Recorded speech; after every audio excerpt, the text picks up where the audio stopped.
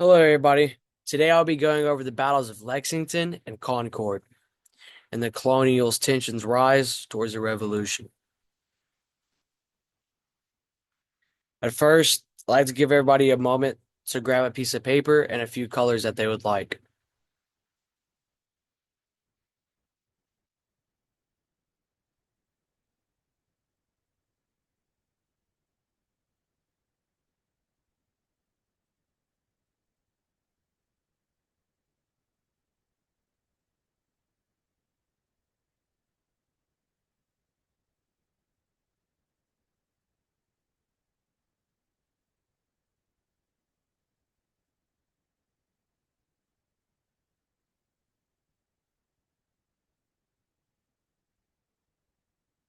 I assume everybody has gathered their paper and the colors that they would like. And with that paper, I want y'all to put it horizontally and draw a line down the middle of it. And on one side of that paper, I want y'all to draw this map and its legend to the best of y'all's ability. I'll be giving y'all 3 minutes to do so.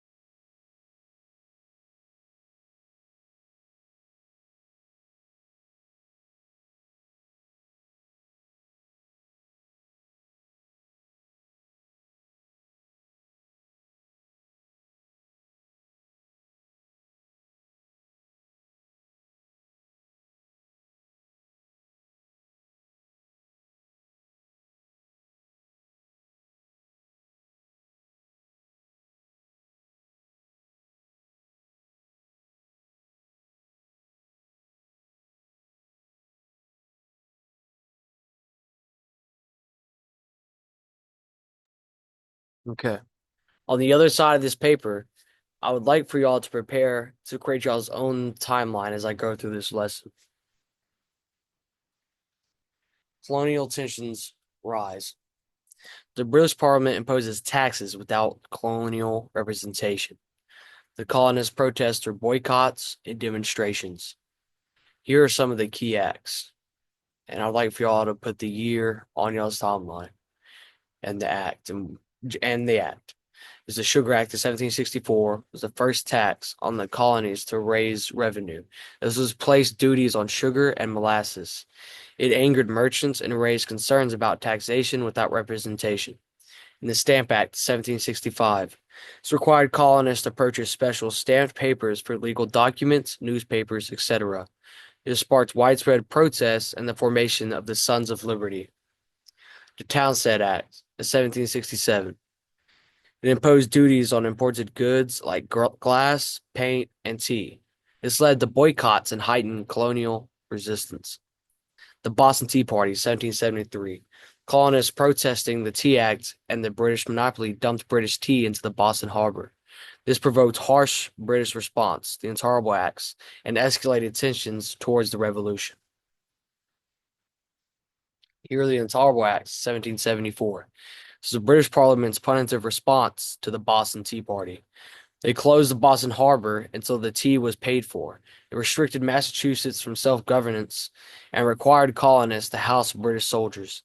This fueled colonial resistance and unity. The colonial preparation. With the formation of the First Continental Congress in 1774, Massachusetts creates Provincial Congress, and the colonists began stockpiling weapons and ammunition.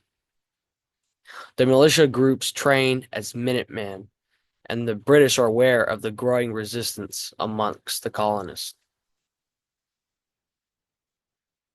Here are some of the key members in the Continental Congress. You got George Washington from Virginia, who's later the commander of the Continental Army.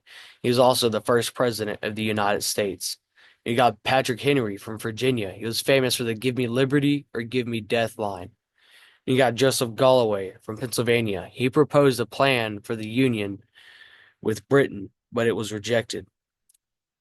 And then Samuel Adams from Massachusetts. He was a leader of the resistance, the efforts in Boston.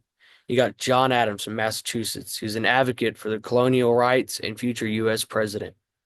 You got John Jay from New York. He became the first Chief Justice of the U.S. Then you have Peyton Randolph from Virginia. He was reelected as the president or the chairman of the Congress. This is the British military's response to the rebellion amongst the colonists. General Thomas Gage became Massachusetts governor. The British troops occupied Boston, and Gage receives orders to disarm rebels. The intelligent networks track colonial weapon stores, and plans developed to seize Concord's military supplies. This is Paul Revere's role. He was a Boston silversmith and an active patriot. He created warning systems using lanterns. He would light one lantern. He would show one lantern if the British were approaching by land, and he showed two lanterns if the British were approaching by sea. He was part of a broader messenger network, and he warned the colonists of British movement. He was also part of the Sons of Liberty. And the British March begins on April 18th, 1775. The British troops were mobilized. 700 British regulars under Colonel Francis Smith. Soldiers crossed Charles River by boat, and the mission was to seize weapons in Concord. They attempted to maintain the secrecy, but then that fails.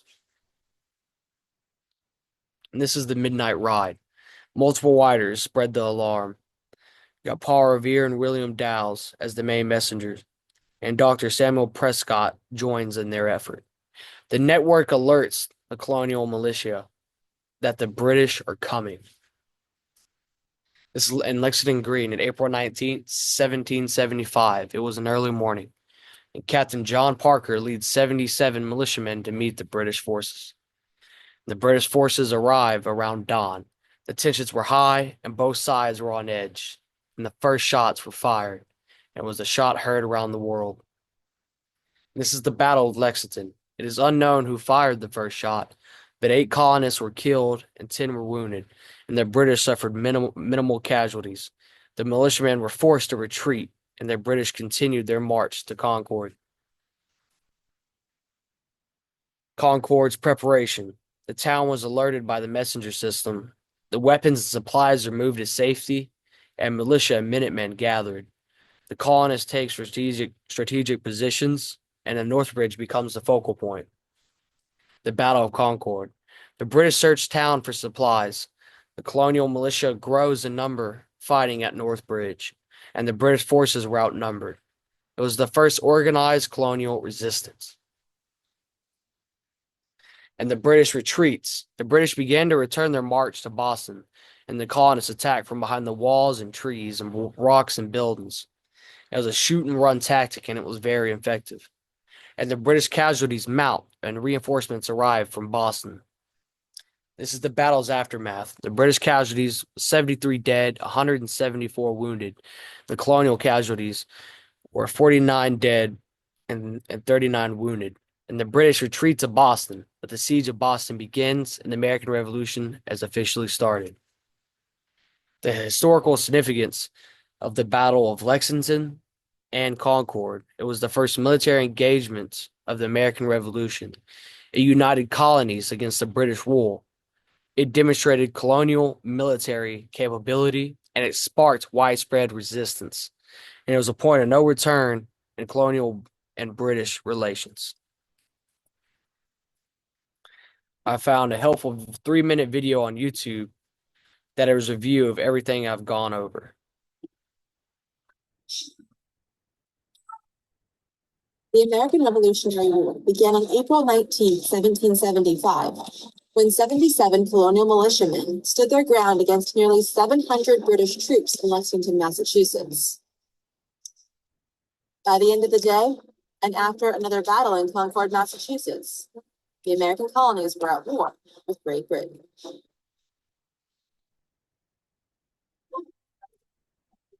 The day before, a member of the Sons of Liberty named Joseph Warren learned that British troops would march to Concord the next day. He sent 2 men, William Dawes and Paul Revere, to secretly alert the people in the town to prepare for the arrival of the troops. A poet named Henry Wadsworth Longfellow would later pen the poem, Paul Revere's Ride, and immortalize the actions. Well, the actions of at least one man that night. We also point out that Paul Revere did not in fact shout, "The British are coming," as he rode through the towns. That would be counterproductive to the secret mission Joseph Warren had sent him to complete. As the message reached Boston, 2 lanterns were lit in the steeple of Boston's Old North Church, a secret symbol to alert the patriots that the British were arriving by sea. Paul Revere and William Dawes were joined by Samuel Prescott, and they continued to spread the word through Lexington and then to Concord. By the morning of April 19, 1775, nearly 700 British troops had marched into Lexington. They were met by 77 armed militiamen, ready to take a stand against the powerful British army. Shots rang out from both sides, leaving 1 British soldier and 8 colonial militiamen dead.